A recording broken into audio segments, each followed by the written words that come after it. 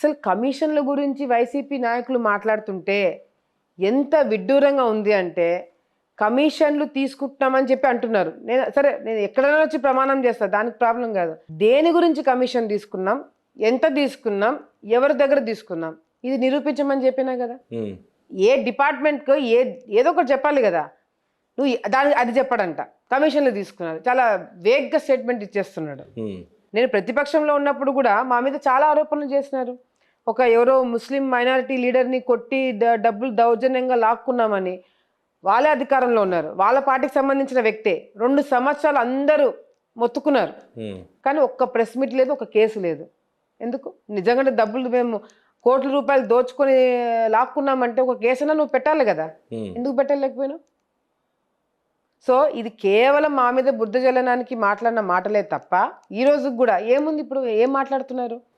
ఎక్కడైనా సరే టెండర్లు వేసినప్పుడు ఇద్దరికి మీ వాళ్ళ పేర్లే పెట్టారు, వాళ్ళకి ఇన్ఫర్మేషన్ కూడా లేదు, ఓవర్ నైట్ లో వాళ్ళ పేర్లు ఉండటం, ఇది రాజకీయంగా చర్చనీయాంశమే మారింది అన్నట్టు ఒక ఆరోపణ కదా. ఫస్ట్ ఆఫ్ ఆల్ అహోబిలంలో ఒక అండర్స్టాండింగ్ ఇది నడుస్తుంది.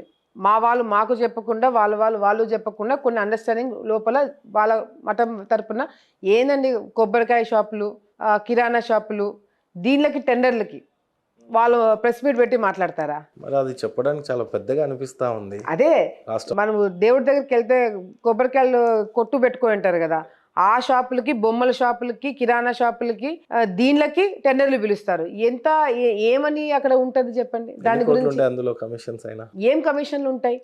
నిజమైన కమిషన్ తీసుకున్నావు అంటే ఆ వ్యక్తిని తీసుకొచ్చి నువ్వు ముందు నిలబెట్టు. నేను ఒప్పుకుంటాను కదా, ఆధారాలతో నిరూపించు. నేనే క్షమాపణ చెప్తానన్నాను, వాళ్ళు అది ఉపయోగించుకోలేకపోతున్నారు. ఇప్పుడు నిజంగా కమిషన్ తీసుకున్న వ్యక్తి నీకు చెప్పినాడంటే నీవాడనే అయ్యిండాలా, బయటోడనే అయ్యిండాలా. సో వాళ్ళని తీసుకొచ్చి ముందు పెట్టు. పోనీ వాళ్ళ పేర్లు చెప్పు, అది కూడా చెప్పరు. కమిషన్ తీసుకున్నారు, పేర్లు చెప్పాము, బుద్ధ జల్లుతాం. సో ఈ విధంగా ఆరోపణలు చేస్తున్నారే తప్ప ఎక్కడ కూడా దీంట్లో వాస్తవం ఉంటే రేపు పొద్దున మనకి ఎలక్షన్కి తెలిసిపోతుంది కదా.